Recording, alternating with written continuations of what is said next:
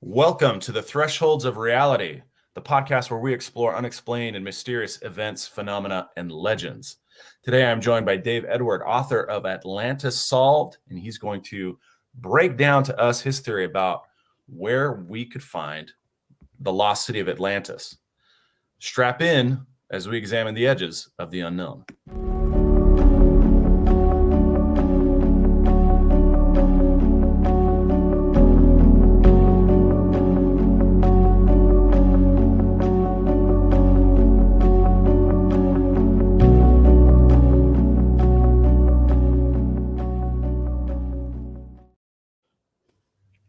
Hey, Dave, thanks for joining us today.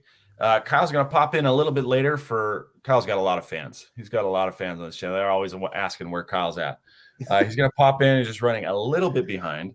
And my first question to you is, how did you ever get so obsessed with the legend of Atlantis? Hi, Sam. Well, thanks. Honestly, thanks for having me on. And I love your intro. I love the sign that says unattended children will be captured and used for experiments. I didn't have that mantra to live my life by, but now I do. So whatever time I have left, I can not just yell at them to get them off my lawn, but I can actually maybe make a business out of it. So my history, I'm a nerd. I'm an old guy. This is video, so everyone can see my wonderful gray beard. And I grew up in the 70s and 80s, and it wasn't like today where there was lots of things that you could entertain yourself with. I spent a lot of time outside and all that.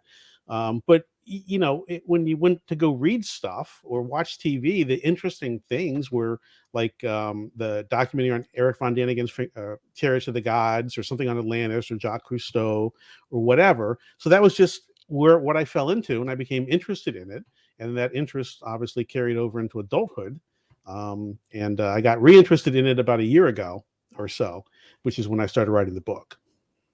Yeah, I'd say, my childhood obsessions were probably the Ninja Turtles, and I was determined to go live in the New York City sewers, right? And then I saw it, and I was like, okay, maybe sewers are not a great place to live. It's not the right. And now as an adult, I understand what sewers are actually for. It's not to house humanoid reptilians. It's to get rid of the poo. That's what it's for. So yeah. Well, I would say at least 50% of society is possible because of sewers, if not more than 50%. So you had good ass. You're pointed in the right direction as a youth. So anyway. Yeah, if I had gotten obsessed with Atlantis, I think I might have taken a different direction in life. But it's always a story that's fascinated me. So I remember watching a documentary, and they were like, hey, we've got it all wrong. It's not at Atlantis like Atlanta or Atlantic Ocean. It's Atlantis, which are these Aztec words. And they're trying to make the case that Atlantis was an Aztec civilization, which, interestingly enough, is kind of how it's portrayed in the new Black Panther movie, where Namor with the little wings on his feet. Right. Telecon is basically the city of Atlantis, and it's an Aztec civilization underwater. Yeah, Aslan, I think they called it, or that's what it became called. That's one of the places that I examined, or that I'm looking at. So my history, I was a nerd and all of that. When I got out of high school, I went to college and I dropped out. So I put myself in the army, in the military. And I wound up in Panama, and I was part of the team that arrested Noriega, and I did all kinds of things. Wow. I took the jungle training course down there. It's a 10-day course, and it ends with they cut the head off of a python or a boa constrictor, and then you got to drink the blood. That's part of how you graduate. But when I was down there, after I took that course, I went to the Dorian Gap because there are petroglyphs in the Dorian Gap that speak to the Aztecs and the Maya and all that stuff. And I visited most of the tourist attractions in the Yucatan Peninsula. I've been to Lima, Peru, and down south in Peru and stuff. So I went and visited those things, and that I would say that was part of what spurred an interest in Atlantis for me also. The Aslan story is compelling, but it doesn't really connect with anything we know about Atlantis proper. So it if it was something, and there's no reason to believe it wasn't, it probably wasn't what Plato wrote about, which is kind of where I come at Atlantis from, is from the Platonic dialogues. Yeah. So let's start kind of high level. Atlantis, for anybody, I'm sure that there's nobody listening to this podcast who doesn't have some idea of what Atlantis is. But Atlantis is this long-held idea that there was a civilization, an advanced civilization in ancient times that for some reason vanished or became swallowed up by the ocean or flooded and ceased to be. And we are aware of it because of Plato, among others, but primarily from Plato. And there has been a yearning, I would say, among modern, from modern times all the way back to those days, to rediscover Atlantis and see what secrets or treasures may be held there. So what does Plato say about Atlantis? So Plato is he was a Greek. We call him a philosopher. I don't know if he would have seen himself as a philosopher. Mostly what he did was he was a wrestler. Apparently he had very broad shoulders and stuff like that. But he also wrote what they call the Platonic dialogues. And a Platonic dialogue is a dialogue that Plato wrote that includes his teacher, who was named Socrates. And he wrote a bunch of the things, like 25 or more. And he wrote in 3 periods, early, middle, and late period. In the late period, so we're talking about 360 BCE, he wrote 2 dialogues. One's called Critias, and the other is called it's pronounced Timaeus, but I pronounce it Timaeus because I get tongue tied saying Timaeus after saying Critias because the I's are different. So I just have to. I don't have a choice. It's Critias and Timaeus. He wrote those late in his writing career, about 360 BCE, and they record 2 different conversations with 2 different people named Critias. We have the dialogue called Critias, which is a conversation between Socrates and this guy named Critias, the grandfather. There's actually 3 Critiases. And then in the Timaeus dialogue, we're talking to Critias, the tyrant, who was one of the 30 tyrants who ruled Athens in like 402 BCE and just kind of ruined everything. And both of the dialogues, they include the historical components of Atlantis. Plato tells us through Critias that he believes it to be true and that it's that they came from a temple in Egypt. It was the temple of Neith, Neith, which is in the city of Sais. And in Plato's time, Sais was the capital of Egypt. It's in the Nile Delta. This temple goes back at least to 3000 BCE. It actually, the Neith cult, and she emerged as a war goddess. She was a prime Egyptian like mother goddess of the pantheon, of the universe, of everything. But she emerged in 6000 BCE as a war goddess. So we can trace the story of Atlantis all the way back to the Temple of Neith at Sais. And then the story is told to take place in 9600 BCE. We can get that through a variety of ways. So we're going pretty far back in time. But one of the things I do in some of the videos I've made in the book is we trace the lineage from theoretically the event of Atlantis all the way through the history we have to the Platonic dialogues, which are they're the only what we would call primary source on Atlantis. There are some what we would call secondary sources, and then there are some supplemental sources that seem to confirm parts of what Plato says, but they're worthless by themselves. They're only good in support of his stuff. Like, for example, the Histories by Herodotus, which was written about 100 years before Plato mentions Atlanteans in the Libyan desert. And we can geographically start to tie all that together. Okay. And you call Plato a primary source. To me, a primary source is someone who is an eyewitness, who has had some sort of direct observation of a thing. How are you able to tie Plato as like a direct eyewitness of Atlantis? So part of being a primary source is to provide the chain of custody for the information. Now, if Plato commented on the information, then he would become a secondary source. But he doesn't comment on it; he simply gives it to us. What he tells us is that this guy Solon, in 600 BCE, went to the Temple of Neith at Sais and worked with the priest there, and physically wrote down when they got to the ancient history part of the stuff they were working on. And this guy Solon, he's a known real historical figure, and he is arguably the first Athenian or the first Greek or maybe even the first person that we know about that thought democracy might be an interesting way to self-govern. So what he's doing in 600 BCE is he's traveling the known world, and of course he eventually ends up in Egypt because that's a good place to go, to, because they've been around forever. And he's trying to figure out exactly what his idea for democracy could become. So when he gets to this temple and he talks to the Egyptian priests, they talk about all kinds of stuff. One of the things they talk about is the ancient Egyptian history. And when I say talk about, what they're doing is they are going through, these are all hieroglyphics written on the walls. So basically what we're told is that the history of Atlantis was chiseled into the stone, it's written in stone into these walls of the Temple of Neith. And Solon wrote it down. He brings it back, and then we have the lineage is given to us on how his writings were passed down all the way to this Critias, the grandfather guy, who is then telling, Plato's in recording a conversation where this Critias guy is telling Socrates what the writings said. So in a court of law, we could argue whether, that's hearsay or not. It's like 5 levels of hearsay. but it's not really, if you think about it, because we're dealing with a written document that we have a chain of custody for. So we know the source of it. We know the temple was real. We know that Neith was real. We can go look at the ruins. We can't see the walls; they're gone. And we have it verified. This guy, after Plato passed, so what Plato in his time, what he was really known for is this thing called the Academy. He basically created the first university. When he passed, 2 people were up for the gig of running it. One was a guy we all know called Aristotle, and the other was this guy named Crantor. And I don't know how it worked out, but Crantor was the one who got the job. So Crantor became the academic that ran the Academy. So Aristotle goes off. He has a brilliant career, but he kind of departs from Plato a little bit. I think he's mad. He's a little jealous or miffed or whatever you want to call it.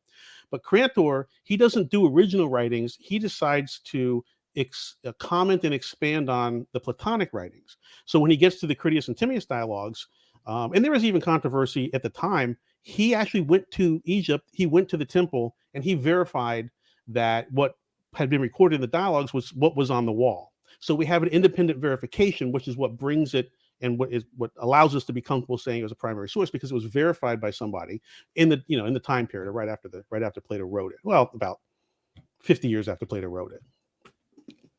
Okay. So you've got Solon bringing basically rubbings from the temple, let's say.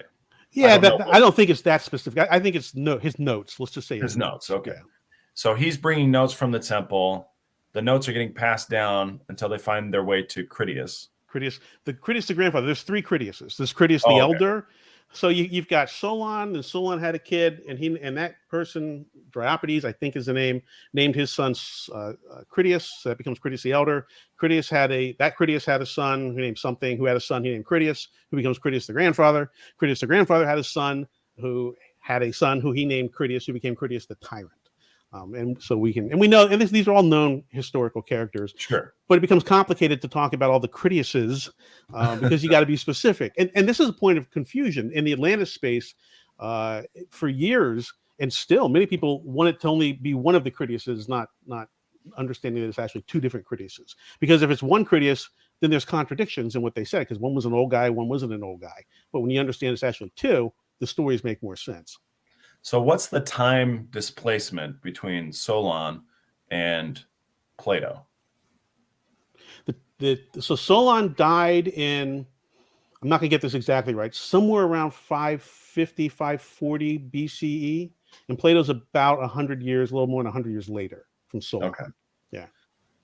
And then the temple at Neith, the temple at Neith, what's the date of that temple, or that temple predates it predates the first Egyptian dynasty, so it predates 3000 BCE. It's known, the cult of Neith is known to go back to 6000 BCE. At 3000 BCE, we start to have 2900 BCE, so 100 years later, we start to have the Egyptian dynasties. And the thing that denotes the turn from whatever was before, they call pre-dynastic, whatever that time was, and then the dynastic period, is the advent of writing. Basically the hieroglyphs and stuff that we see. So what this means is this temple at Neith, which existed in contemporary with the first dynasty, one of the first things they wrote down was the history of Atlantis. Okay, so we have 3000 BCE. which corresponds with about the biblical time frame for the flood, right? Well, I don't. First off, and I'm not a Bible expert, so I'm focused on Atlantis. Having said that, if my memory serves, the biblical flood is supposed to be around 6,000 years old or so. I think that's the time period. Okay. But I really don't know. I'm not trying to create an Atlantis story. Like for example, in 9600, it was the end of the last ice age, Younger Dryas, and all this stuff. And there's a Right. couple compelling arguments as to what it was, what the event was that ended the Dryas, right? That would have Right. caused the event.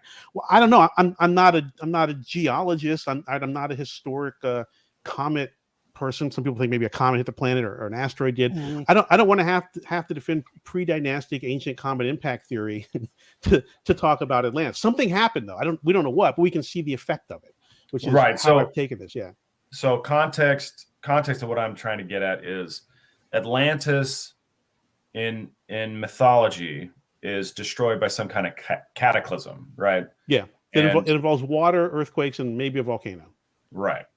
And so I'm trying to kind of set the table for you regarding location, possible cataclysm, and what happens that next after that. Like that's kind of what I'm trying to get at is there's lots of different theories about the cataclysm. Yeah. Lots of different theories about the location, and lots of different theories about what happened to the people who were there. Do they have descendants today? Were they wiped out, clean off the face of the earth? Are they all, comic book theories are, they became kind of mer people or fish people or whatever. But, we're not here to talk about that kind of thing. But those are the kind of the three questions. What happened to them? Where did it happen? And what's left over from them? What treasures did they leave behind? What mysteries did they leave behind? Yeah. So let's start with that cataclysm, and then we'll work our way to the other ones. Yeah. Okay. So, and the location that I think we're talking about is in Western Africa, in a country called Mauritania, Okay. and which is just below Morocco. When you look at the coast of West Africa, and when you look at the satellite images, you can see what looks like. Well, first off, you can see there's tons of salt deposits, and some of it is high enough in the strata that it was recently, whatever that means. It could have happened within the past 10,000 or so years. So, and salt is one of the major exports from Mauritania. Still, they export hundreds of thousands of dollars of salt a year.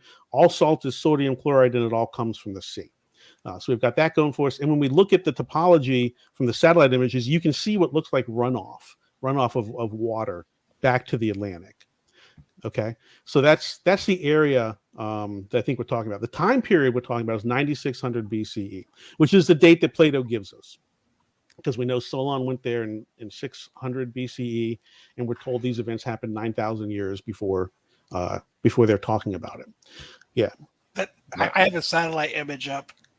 Brilliant. Yeah, and if you type in RICHAT, Rishat, that's the thing we're talking about. Go ahead. Millions of pictures will come up. And the one thing that the Rishat structure has going for it is, of all the places people think might be Atlantis, this is the only one that looks like Atlantis. So one of the things that we tend to know about it is that it had a center island, and then it had concentric rings of land and water. You said Morocco, right? It's south of Rishat in Mauritania. Okay. Yeah, it's in Mauritania, but Mauritania is south of Morocco. People tend to know where Morocco is, but not where Mauritania is. Right. But so in 9600 BCE, that date's very important because it is exactly at the end of the last ice age. It's also at the end of what they call the Younger Dryas. So one of the things, Younger Dryas is about 12,000 years ago. Younger Dryas ended at 9600 BCE. I think it started, which is 11,600 years ago. I think it started 1,200 years before that. If you're looking at it, you can look at the dates. So the first thing I had to figure out was what does that mean? What's a Dryas? What does that even mean? What is that? Because it turns out there was the Younger Dryas, the Older Dryas, and the Oldest Dryas, and these all tended to be times of major temperature changes on Earth. Yeah, so if you zoom out a little bit, and then if you measure, actually, if you move the map to the left, so there's more Africa. Yep, a little more. And you go bring it down. I'm sorry, up. There we go, right there. Okay, so basically right in the middle, you see a circle. It's pretty far inland. If you want, I can take the screen. It's going to be hard for me to tell you what. Why don't I do this on my screen? Is that okay?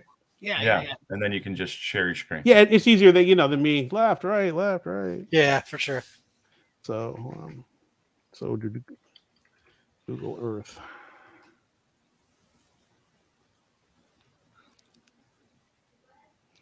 Okay. Where am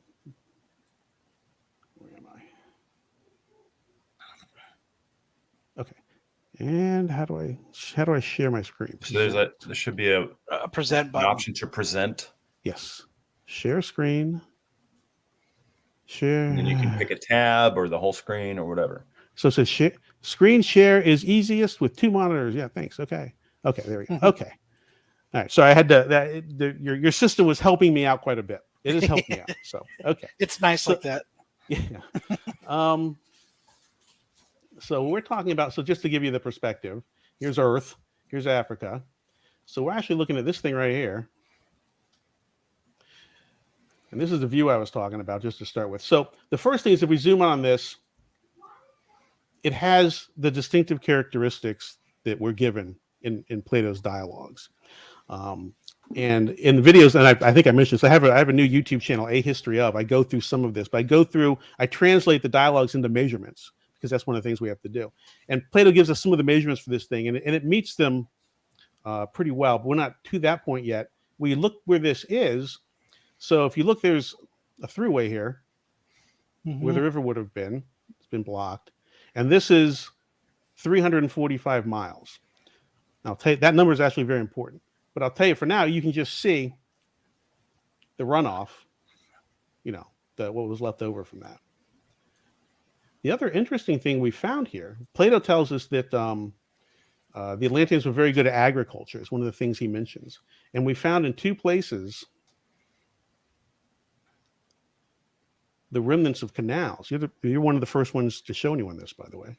This will be coming out on my videos. But so we see, he tells us that there was 60,000 10 by 10 stadia farms. A stadia is 607 feet. I can explain that if you want to know why it's 607 feet. So 10 of them would be about 6,000 feet. So it's just a little over a mile. So there were 60,000, basically 1 mile by 1 mile farms. What's interesting here, where we find all this working, is he mentions all of the canals and the agriculture and stuff that they did. And you'll notice, I've had a geologist look at this, by the way. What's covering it is called an evaporite.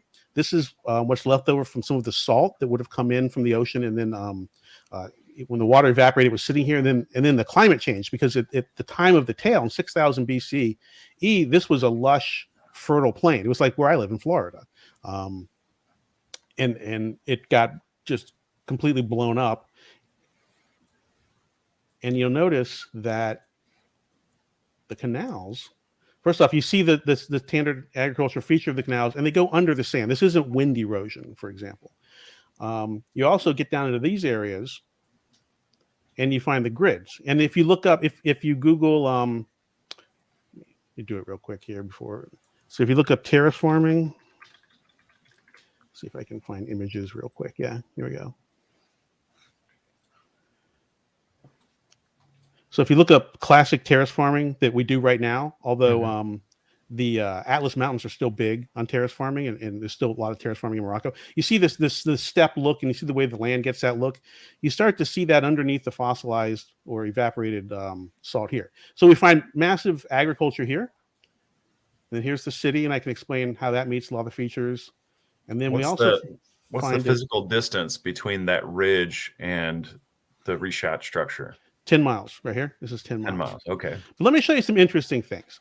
One of the things that Plato tells us in the dialogues is, let me find it. I like to read it so I don't get it wrong, because here we go. So he said the country, here, I'll put it, if I'm sharing my screen, we can read it. It says the country immediately about and surrounding the city was a level plain itself, surrounded by mountains, which descended towards the sea. It was smooth and even, of an oblong shape, extending in one direction, 3,000 stadia. Okay, so what's a stadia? Stadia is 607 feet. There's 3,000 of them. Get that number. We divide it by a mile. Basically 345, right? I mean, because everything's rounded a little bit here. So and it has to be oblong shape. This looks pretty oblong shape to me. So how far do you think it is from here to here? Well, it looks like it's probably about 1,000 miles, maybe.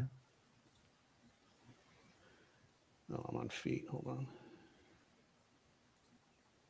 About 345 miles. Oh, okay. Now, how far did I just say Plato tells us it was? 345 miles. 345 miles. Okay, so that's interesting.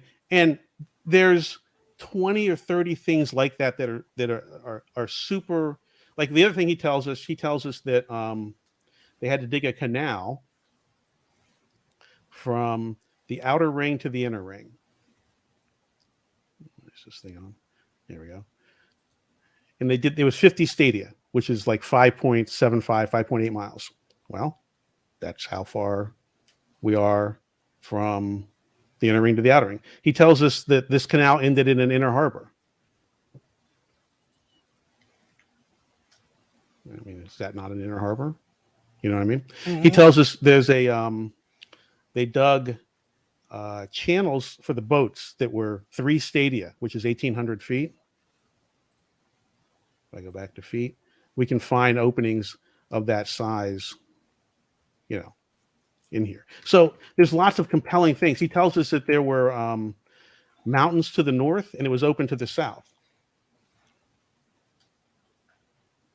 Okay, well, these are mountains to the north and it's open to the south. Stuff like that. And now in and of it by itself, that's what they call circumstantial, right? But we have what we would call an overwhelming circumstantial case, because we can line up near everything he says and it fits this Rishat thing.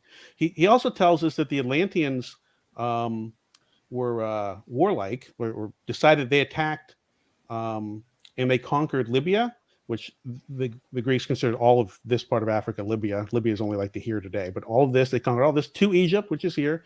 And then they conquered inside the Mediterranean parts of Europe to the Tetrahonial Sea. I'm not going to say it right, but which is like right in here. That's what he tells us they did. So the capital city has to have some geographic proximity then to these places. Well, this does. He tells us the way to Atlantis was also the way to the opposite continent, and that you went by some islands first and then you hit it.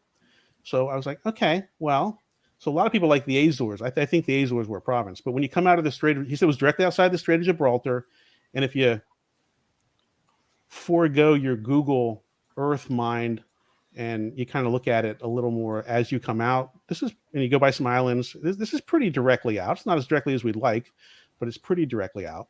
But I was curious. It's like, okay, well, could they really take a boat this long ago and get down to here? Is this really how you would go out? Is Atlantis out here or whatever? So I wanted to do some research, and I wanted to see how people would travel this, or what the trade routes would look like. So I did 2 things. I looked up the first documented journey is Columbus.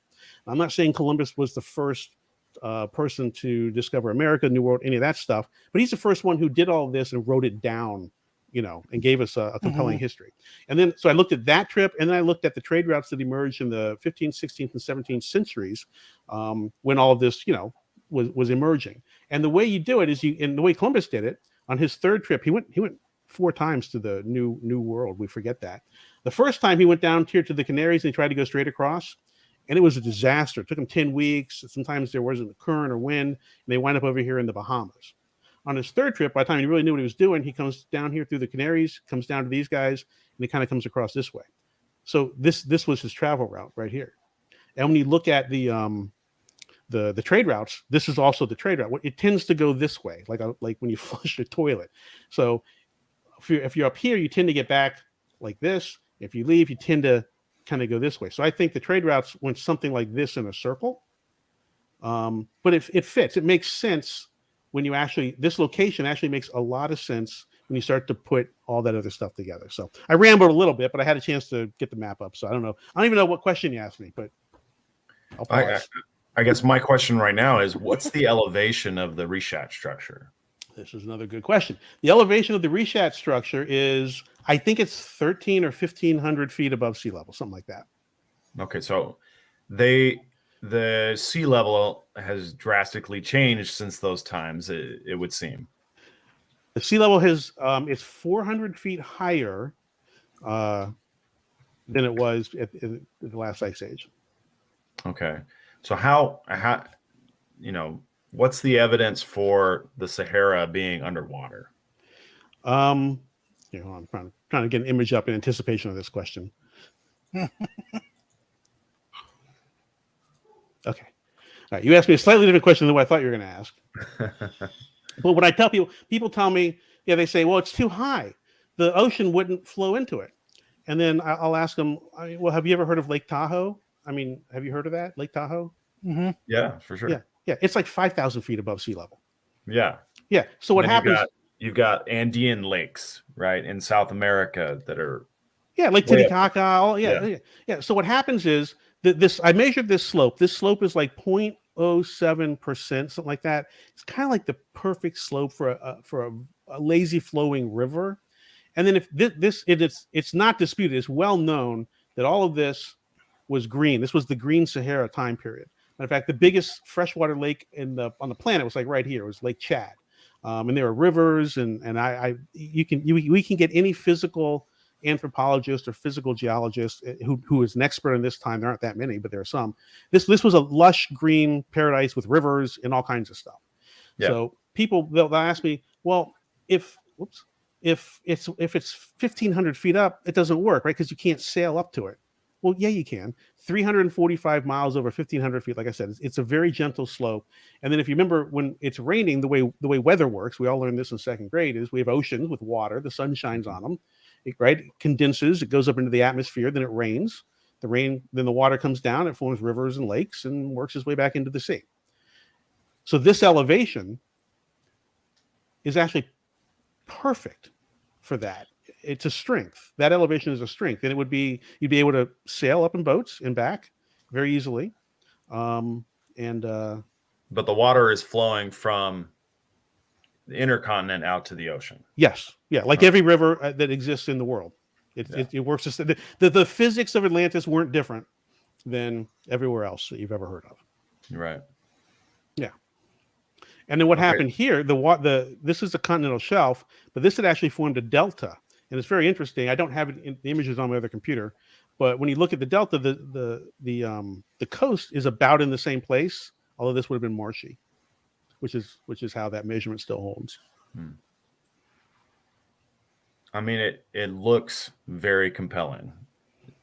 The question I have then is, what are some of the other proposed locations that are still kind of in the lead here? Well, this place structure looks good. This Rishat's in the lead. When I started all of this, I did a survey on Reddit. I got like 1,000 responses of just nerds like me, people that are interested in this. And the Rishat was number one in about, I think it was 30 or 40% of the people like this place. The next place, which is pretty close, is the Azore Islands. Many people like the Azore Islands. There's a theory. This guy named Randall Carlson, he has a theory. He's wrong. Well, no, he is. I think this was a province. I don't think it was the capital. He thinks it was the capital. But his theory is that the ice sheet would have come down to here, which it never did, and that it put pressure on the tectonic plate here that would have pushed this part down, that would have pushed this part up. So he would argue that there was enough land mass here that it was a continent. This is a lost continent and all that stuff. Oh, so like a teeter-totter, it was pushing on the plate and pushing it up. Okay. Yeah. Now, for that to work, because I actually looked at the science, he's the only one on the planet that has any credentials that thinks that. But for that to work, the ice sheet would have had to get to about here within about 500 miles. And then the problem is, then this climate is not the fertile climate that we're talking about down here. where you can grow lots of stuff, and we have lots of successful agriculture if the ice sheet is right here. So a Right, lot of it's stuff falls apart. just out of the ice. Yeah. Yeah, a lot of stuff falls apart. So people like that, people like Crete, which is right here. This is if you ever watch any TV show, this is the first place they always do. It's too close to, this is Greece right here. People like Santorini because it blew up in 1200 BCE, which is right here. Some people like Mali.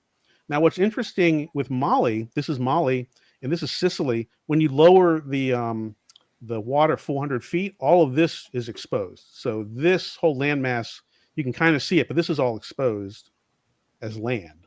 During the last ice age. Now it's water, but like here, you don't get a lot of extra land around Crete during the last ice age. Some of this comes up, but that's about it.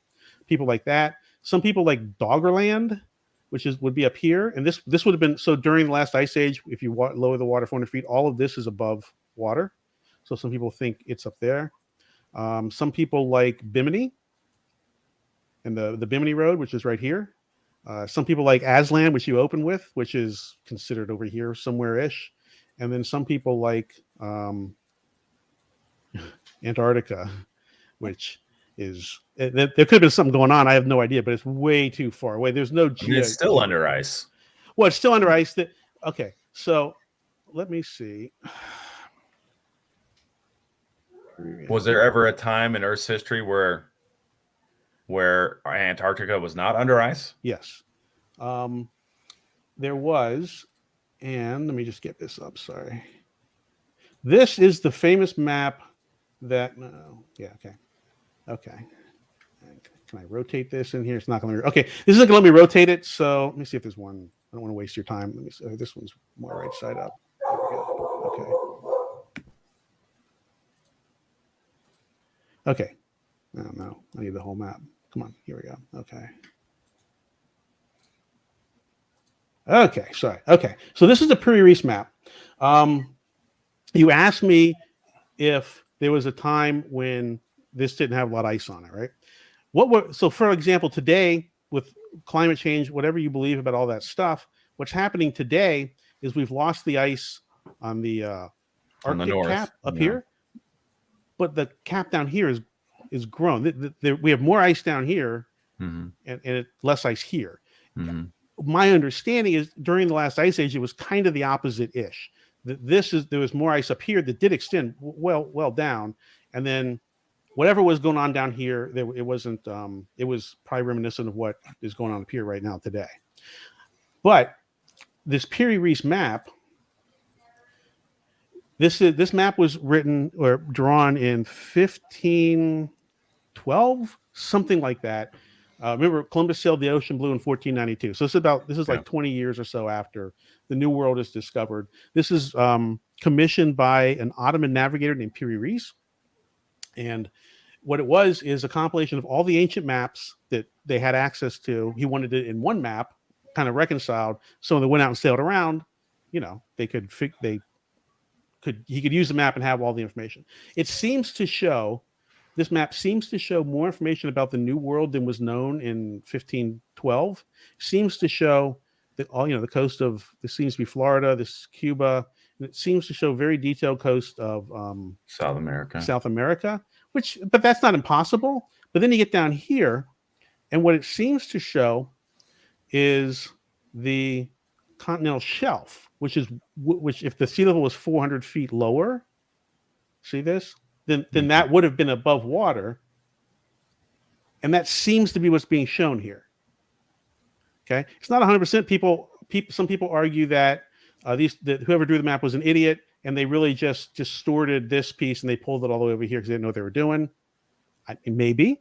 Or it could, since it does seem to accurately show it, maybe. And then the bottom seems to show the coast of Africa. But none of that's interesting to us. What's interesting to us is this is the coast of Africa. And I know this particular one is hard to see. I apologize. It was the one I found when we searched, and I know it's pixelated. But we've been staring at this thing forever. Okay, we've all been looking at this map. It's a very well-known map. When you look at the coast of Africa, we're talking about. There's a river. Yeah. How about that, right? So here, what do we have? What do we have when we look here? We have this. See these dots? Those are huge mountains of mud, just dirt. And then you have this thing, right? Then you look at the Piri Reis map, which was drawn using older maps. And what do we have here? We have a river. Then we have mountains of something. Then we have a duck. And I know you can't see this. There are better resolutions. But what you have here is you have a city surrounded by a ring of water. And if I look at this one, this was so you can. This is it's orientated differently. We'll see, it's turn hard our to heads. see. It's hard to see, but you can see there's a river where there's not a river there today, and there wasn't there a river there in 1500, and there is no Ottoman navigator who is going to tolerate a river being drawn on a map where there's nothing but the Sahara Desert, unless it's from a trusted source. I mean, they're not making this up, but this river is exactly where the river would be that I told you existed. It is blocked by a shawl of mud, which is what Plato tells us. He tells us the waterway was blocked. And you can see it better here. On the real map, you can tell that that's a city, and it's surrounded by a ring of water. When you look at where this is today, it's the middle of the damn Sahara Desert. It's right here. Yeah. These guys, this isn't fan fiction. They're not writing Game of Thrones. They're not making stuff up. They wouldn't have drawn a city surrounded by a ring of water right here, right? Unless they had a map that they trusted that said that's what was there. They draw elephants. Plato mentions elephants. They draw green mountains. Plato mentions green mountains. For me, the big thing is Plato says that the way to Atlantis was blocked after the cataclysm by a shawl of mud. So look, the open ocean is not going to get blocked by a shawl of mud. Okay, there's not going to be mud here that means you can't get to the Azores. You can sail around it or whatever you want to do. Sure. But a river, I've lost where it was. What is this? I don't know what that is. I don't know. If somebody can't... That's a different show. Different show, yeah. But so this is actually shown. So you have to have some constrained waterway to be blocked. And here we have a map showing it blocked, but also showing the river exactly where the river needs to be for this to be what they're talking about. Okay. Interesting. Right? Now, here's the other thing that's interesting. You talk about, and now it's like this map, this is a primary source, right? But it's not a primary source on Atlantis. This would be a supplemental source. It's not a secondary source. A secondary source is when someone is writing about the thing and talking about, like if someone is like my book is a secondary source on Plato because I'm taking his work and I'm commenting on it, but I include his pieces in there. But here, they didn't know what they were drawing when they drew this, but it's right there. They drew it, and you get Atlantis. So, ta-da. Well, that is very compelling evidence, I'd say. Oh, I'm sorry. The other thing I was going to show you, the guy Herodotus I was talking about, he wrote this thing called the Histories, and he didn't draw any maps or anything, but he's basically Greece is right here, and he's the first guy. He's known as the father of history. He's the first one ever tried to do history for real in the Western tradition. And the first thing he does is he just kind of says, okay, if you leave Greece and you go here, you go you walk 10 days, you go this far, and then there's this and there's this, and he kind of walks you all the way around the known world. When he gets to Egypt, he says, yeah, and then turn west and go 10 days, and then go 10 days, and then go 10 days, and you wind up in here, and you run into these people who call themselves the Atlanteans, and they're really weird, kooky people. This is the Atlas mountain range right here. And by the way, Rishat, who was ruled by King Atlas, Atlantic Ocean, Atlas Mountains. I mean, the geography makes sense. But Herodotus says, you wind up in here, and you have these people who call themselves the Atlanteans. They're really weird. They won't eat meat. They only eat vegetables or fruits or nothing. Nothing that has a pulse. They live in huts on top of piles of sand. They spend their days cursing the sun. They don't dream, and they refuse to write anything down, including their name. They won't let you write their name down or the names of their kings. They have an oral tradition to keep their kings list, but they won't write it down anywhere. So so that's a second source. And if this were to get wiped out, if a tsunami came up here and wiped these guys out, where do you go?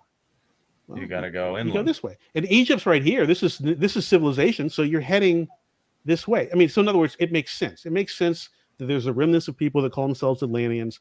They curse the sun, the cataclysmic event. If it was a comet or something that hit the earth, the argument is if the earth shook, it would look like the sun and the sky were doing crazy things. So maybe people blame that, and maybe that's why they're so obsessed with astronomy and stuff coming out of this, because they're trying to line up and figure out if it's going to happen again. And there's tons and tons of stuff like this. So what? So how come there's no like ruins? Okay, so And you said something about grass huts and stuff, and I guess that could make sense. But well, that was further north, right? So on this, the Rishat, everyone wants ruins. My theory is that all this megalithic stuff that we see, the pyramids, all that giant building, I believe that started after Atlantis was destroyed. And I think it was a reaction to the giant cataclysm, because I think the people that survived were like, we got to build stuff that can survive one of these. And that thing sucks. So we got to build big. Plato tells us this about what the aftermath. He says that the earth has fallen away all around and sunk out of sight. The consequence is that in comparison of what was then, there are remaining only the bones of the wasted body, as they may be called, as in the case of small islands, all the richer and softer parts of the soil have been fallen away, and the mere skeleton of the land being left.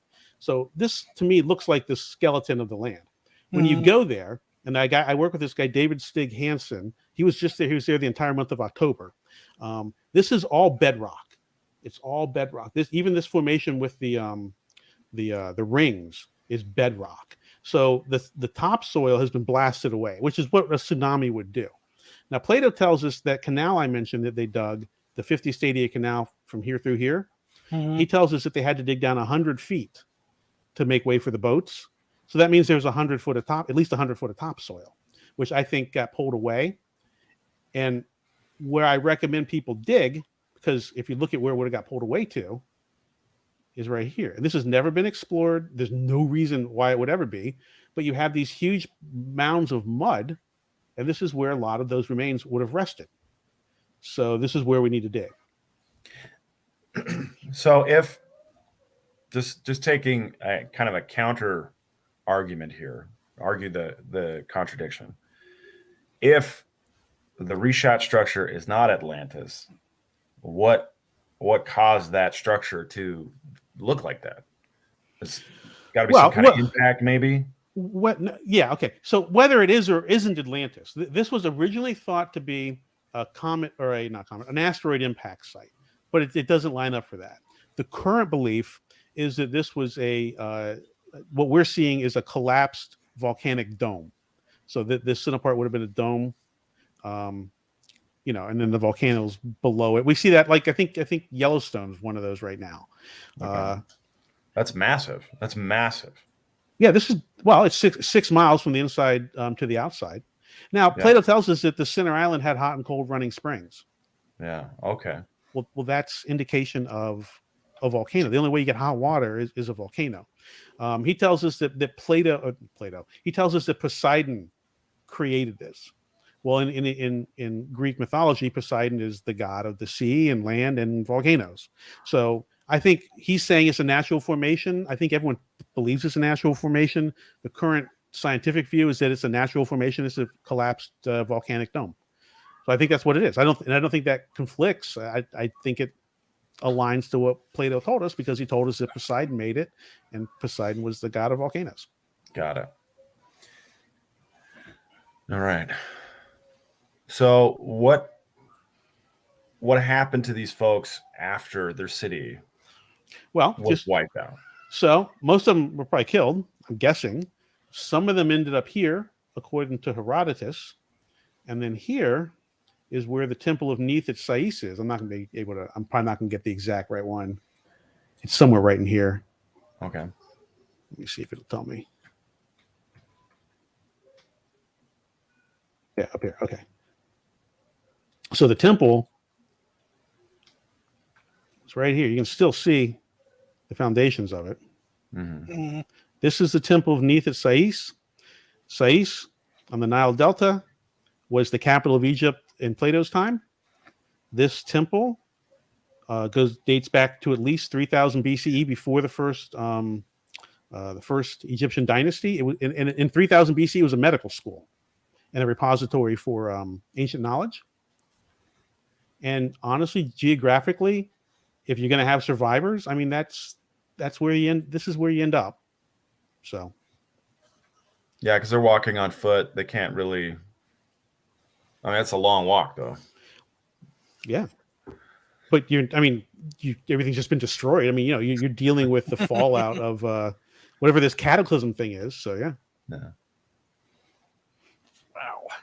And then just to give you just the temple here's the great pyramid, whatever they call it, where it is, somewhere right in here. You're talking about Giza? Yeah, Giza. Is this it? It's right here. I usually can find it, but it's like right here somewhere.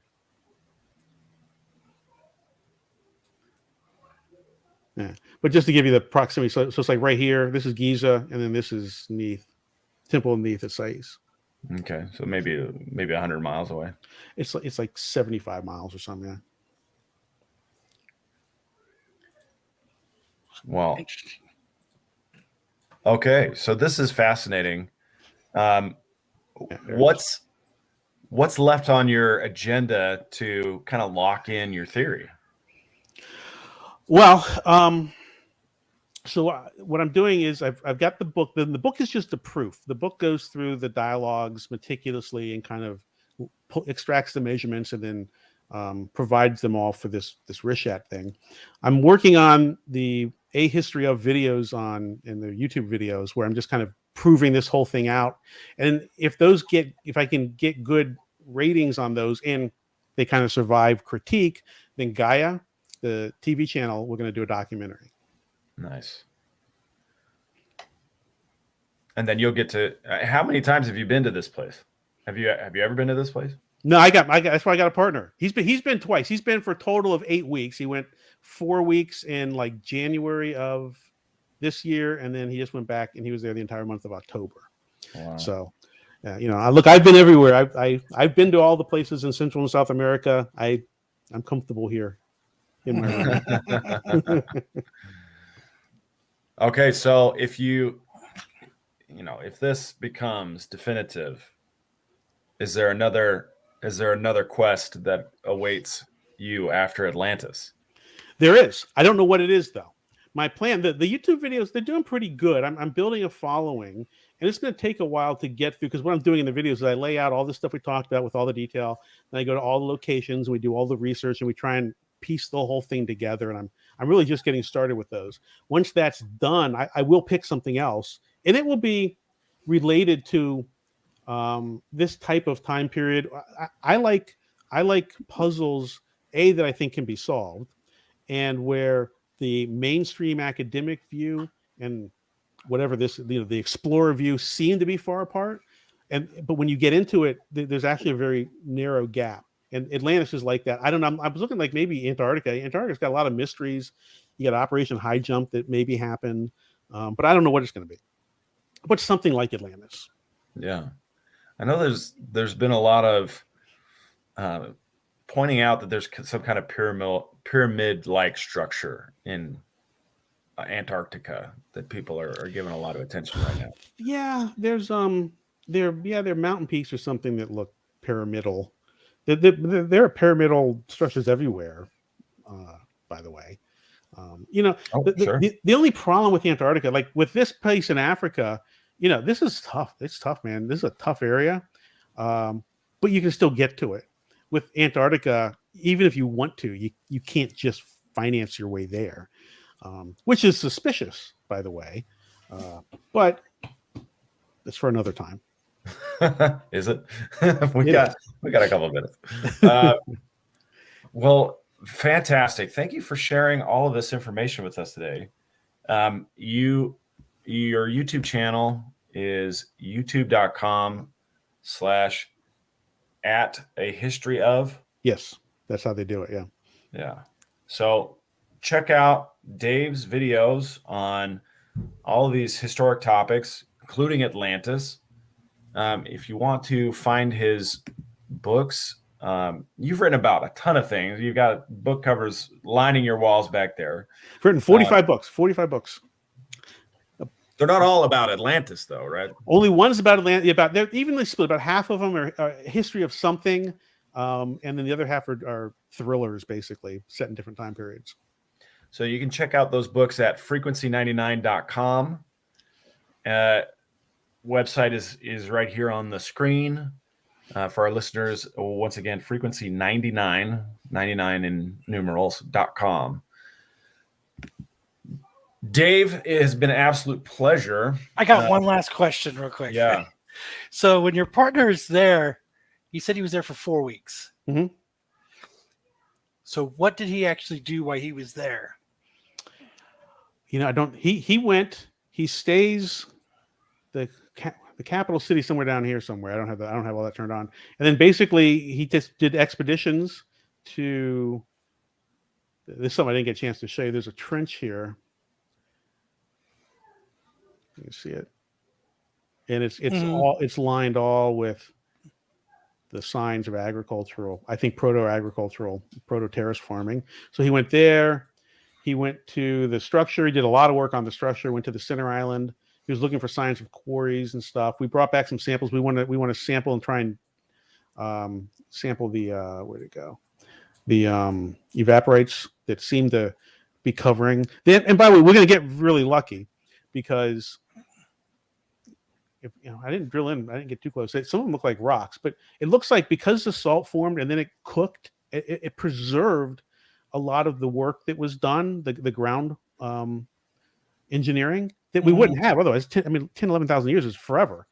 But see, it goes under the sand. It's been preserved. So it's going to be the find of the century. We're going to be able to document all the stuff they were doing agriculturally. And like I said, when you get into this stuff, you can start to see it turns into grids and you can start to see, all kinds of patterns and stuff. Yeah.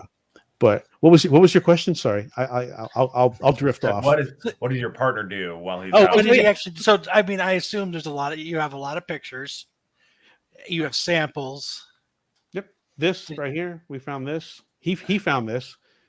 Looks like an aqueduct where they were attempting to control the flow of water because you don't see straight lines like this. Yeah, Mother Nature doesn't make straight lines. Yeah. So we find all kinds of earthwork with, because if you're going to be an agrarian culture and you're advanced, you got to be able to control the flow of water. And we see that.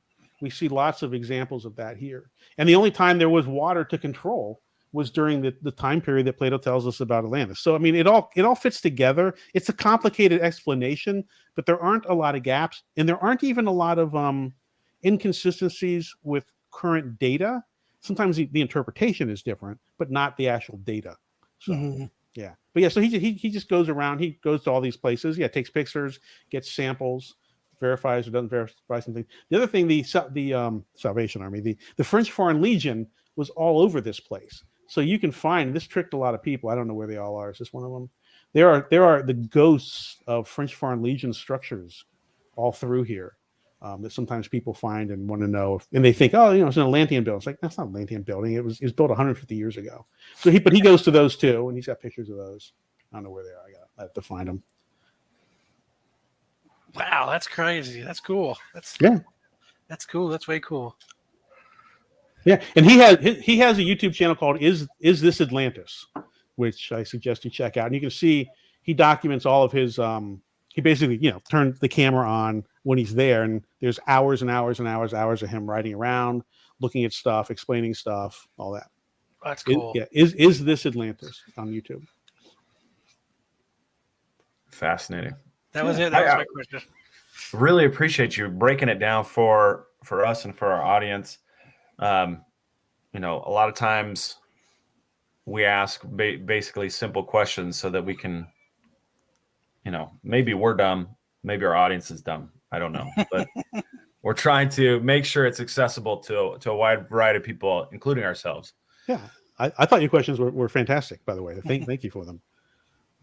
Fantastic. So make sure you guys check out Dave's YouTube channel at A History Of and frequency99.com. Make sure you like, comment, and subscribe if you are interested in more content like this. We actually have a pretty broad spectrum of guests on our show. We go from local legends, ghost hunters, and we've had very distinguished scientists on our program as well, talking about the things that they're investigating as well. We appreciate you, Dave, being on the show. And it was awesome.